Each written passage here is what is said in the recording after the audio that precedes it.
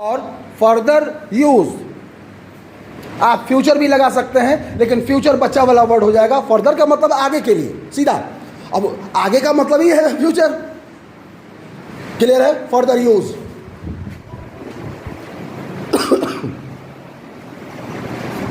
और याद रखिएगा, कंप्यूटर साइंस का सबसे बड़ा पावर और सबसे बड़ी ताकत, जिस डेटा एंट्री की मैंने बात की, सबसे बड़ा पावर है डेटाबेस।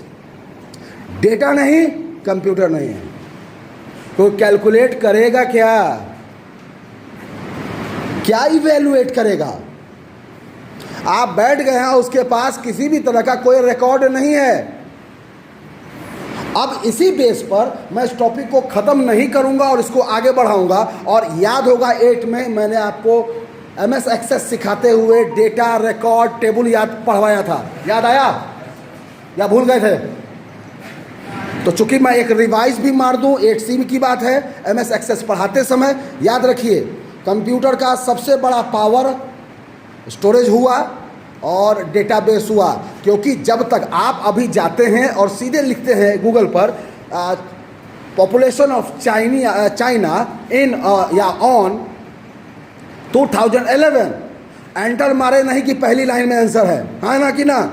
तो आप किसी भी डेटा में से छान रहे हैं कि 2011 तक का दिखाओ, 2023 मत दिखाओ, हमको 11 तक का रिकॉर्ड चाहिए, क्योंकि आप IAS या BPSC की तैयारी कर रहे हैं।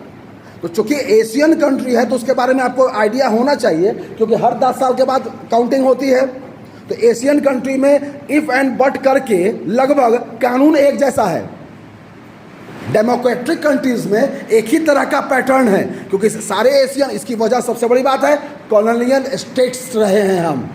एशिया की मैक्सिमम कंट्री कॉलोनियल स्टेट्स रही हैं। कॉलोनियल स्टेट्स जिनके दिमाग में नहीं जा रहा है, समझ लीजिए, मतलब कि हम कहीं ना कहीं ब्रिटेन, फ्रांस, यूरोपियंस या इजिप्ट के कब्जे में रहे हैं कुछ साल, ज़्यादा साल, 500 साल, 200 साल। हाँ या ना?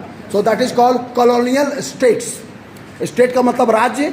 आज राज्य का मतलब ये है बिहार, UP, दिल्ली नहीं। हिस्ट्री में राज्य का मतलब होता है देश, और प्रदेश होता है राज्य। एकदम क्लियर कर लीजिए, राज्य मतलब देश और प्रदेश मतलब उस इलाके में कोई छोटा सा टुकड़ा, प्रोविंस। यस, प्रदेश। कोई दिक्कत? Any doubt? गुड। तो मैं डेटाबेस की बात भी कर दूं। सबसे पहला आता है टॉपिक डेटा। चूंकि स्टोरेज में जा रहे हैं, डेटा से